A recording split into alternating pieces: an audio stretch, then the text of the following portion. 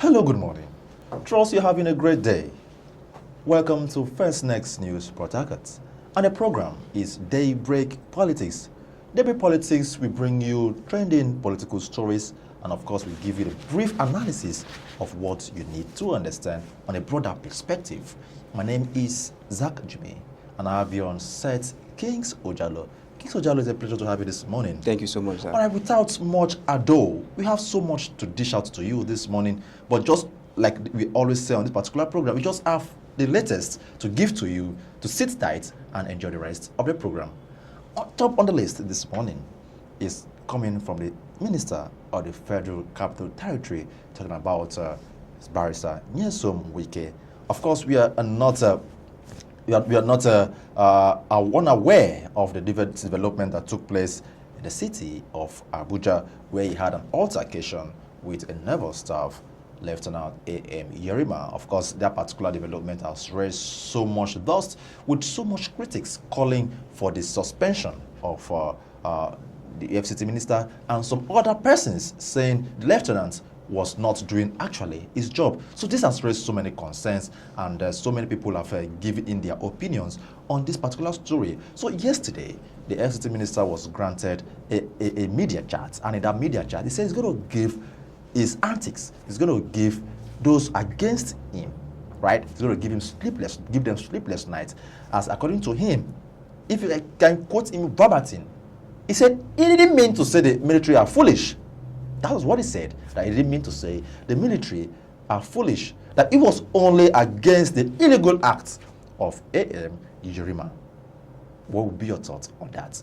Do you actually think A.M. Yerima was actually right on doing the thing he had to do, obeying the last order, obeying the command of his senior officers, or the FCT minister who saw that as an avenue to always show his ego, and of course once again prove to the people that yes, he is the minister of the FCT. Kings Ojalo, we heard the interview yesterday by the FCT minister, and in that brief, it mentioned that he's going to give his opponents more sleepless nights. Does that translate to the FCT minister informing Nigerians that he's going to repeat the same thing over and over? Of course, it's a clear fact from the Minister of the FCT, Nyesom Wike. And if you look at the statement, he made mention of when he referred to he's going to give his opponents sleepless night, it's referring to everyone. He made mention of those in PDP, those in APC, even those in other coalition parties. So that is, he is not just referring to the naval staff right now. He's referring to every political opponent of his. Now, Nyesom Wike, the FCT minister, should realize that he is holding a position, a very well-firmed position, the minister of the FCT, the capital city of Nigeria. Come on, I think he should be able to put himself in order, making sure that his duty as a minister is well coordinated, him being in the position. Because what will it tell of him, and how does he want the public to view him? You are representing an entire FCT. Then you should be able to do according, as in. Now, in the case of the viral video of him challenging, a dispute between him and the naval hospital, is a clear fact that indeed, the minister of the FCT doesn't, his ego, his rate of ego is on the high reach. So I think the FCT minister should realize that he is handling a very, very critical and great position, and should be able to coordinate himself properly so that it will tell well of him, even his departure from the office. All right, yeah, that's true. That's very, very correct. Also, in that particular interview, he did mention that he was representing the president, and he has the right to do what he did. Of course, just like what Jalad mentioned, he had also threatened the People's Democratic Party and all the others who are against him. Let's go to give them sleepless nights. But what we're talking about is it's not about giving sleepless and giving them this kind of threat. But what we want is an harmony. Of course, if you're in a political party, you don't want to tear your political party apart. The PDP convention is supposed to take place this weekend. Exactly. We are not sure if the convention will take place because of one single person whose influence is in a way trying to drag the reputation of the party. And in addition to that, we can see lately that our politicians are trying to take politics as a war front. You can see different organizations in the political frame of Nigeria right now. I think politics, the essence of politics, the essence of government, the essence of being a ruler is, defending your people, listening to the voice of your people. You understand? But it seems our politicians are not deviating from what they were actually elected from and trying to have a combat in the political race and affairs of Nigeria, and this is a call for. Thank you very much. Of course, they'll tell you politics is a game of interest.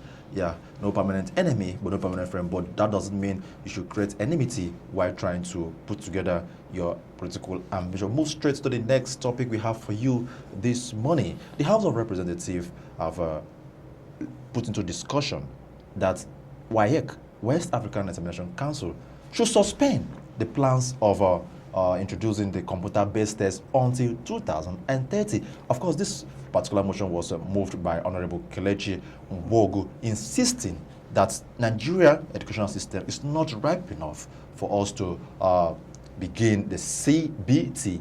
But of course, this has raised so many concerns. Like I always tell you, do not forget, Joint Admission Matriculation Board transition from the paper pencil test to this computer-based test, and of course other exams in Nigeria, they've transitioned from the paper pencil to the CBT. Even recently in Akwa Ibom State, when the state government wanted to recruit some people into the civil service, they engaged them into a computer-based test, and trust me, the result was nothing to write home about. Even some recruitment exercises going on in the country.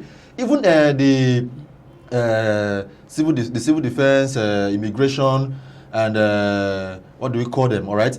Their latest exam was CBT, and the results to some people that is not fair enough. So putting all this side by side, there have been so many concerns that, well, we've not grown to that level. The people do not understand the computer very well, even in the 21st century. And of course, according to Kelechi Nwogu, that those in the rural area, they will be disenfranchised if it is in a political movement, that they will not be carried along because they do not have a good knowledge of computer appreciation. So, what do you think of all this? Do you think we should move with that first pace like other countries that are moving to computer-based, or should we still using the paper pencil? However, the paper pencil have been so okay for some time, but it has raised so many concerns. Of course, it gives a total reflection of how our educational system has been over the time. Because if our education system is doing well, trust me, we should be talking about AI by now. But we are still struggling with paper pencil. So this is a good reflection. Of course, it highlights the system of which we call our education system in, and don't forget, ASU, they are planning on going on strike. So education system in Nigeria is more or less a laughing stock. I want to bring in computer-based. Exactly. To compound the problem of our educational system. Exactly. First of all, I want to give kudos to the Honorable Kelechi Nwogu. He has really done well, for moving the motion, because indeed, I think he has really surveyed and really make a clear investigation on the country's statistics in terms of digital well-being, and he has clarified that indeed Nigeria still have a long way to go in terms of digital, not to talk of AI. Now, if you look at most especially, he made mention of the rural areas. Okay. Now, Zach, you can agree with me, in 75% of our rural areas are not even good in analog, not to talk of digital. So what are we talking about here? You can't just launch a program when you haven't provided the facility or giving ideas to the people who you are giving these ideas and command to. Imagine I think last month or thereabout, the WAEC organization institute, made mention of introducing CBT to all examination that will be done across, the country. But haven't you sat down and asked, okay, with this program, how are we sure that these people, these students who are into these examinations, how have they really have ideas about the taxes we are giving to them? So it's a really good one, and I really want to urge the federal government to please do the needful. Go across, our rural areas, our rural communities, to every state of the country, and make sure that, digital-wise is introduced into our tertiary institutions, into our secondary schools, for everyone to have the idea, because we are living in a computer age. Okay, exactly. We are living in a computer age, and imagine, in this 21st century, is uncalled for that up to this time, majority of our schools, secondary schools, even higher institutions, students who are into these institutions are not even computer knowledge. You understand? So it is something that should be handled by the federal government before the WAEC Institute, the WAEC organization should be able to carry out. And I really like the fact that it was postponed till 2030. Even at then, how are we still sure? So it's a quick, the government should take immediate, step towards this so that everyone should be enlightened digitally. All right, thank you very much, Mr. Kings, for your opinion on that particular update there. Of course, for me, I would say, even if it's tomorrow, all right, we are ready. If we want to be ready, we're ready. It's just that over the time we've not given so much concern on computer appreciation, even in our schools. If you look at the curriculum of the Nigerian academic system, too many students do not even understand computer. Even when it was introduced into the curriculum that computer must be a subject that must be tutored to the young ones in secondary and primary schools. But we've seen some schools that are yet to acclimatize themselves with that, owing to the fact that they do not have the facility to commence that. And away from that, we also noticed that the Joint Admission Matriculation Board have been having some issues. Of course, when they transition from the paper pencil test to the CBT, they've not been a total and a holistic improvement in that regard. Do not forget, this year, the JAMB registrar cried. And what was the case about? That there was a recorded mass failure, irregularity on the part of the Joint Admission Matriculation Board, to the point they had to resit the exams, they had to add scores to some people because of this same CBT that they do not have they didn't put the house together. Aside from JAMB, the West African Exemption Council, the English paper of this year, do not forget they wrote it in the midnight. Yes, I remember. So many issues. Candles. So I think we still have so much work to be done in our educational system, and it's high time the educational minister need to come together and then see how we can put this together. And the 2030 benchmark, as advised by Honorable Kelechi Wogu, should be a benchmark. However, we can work towards 2027, but sadly enough, our politicians are talking about elections. Nobody's talking about educational system. No.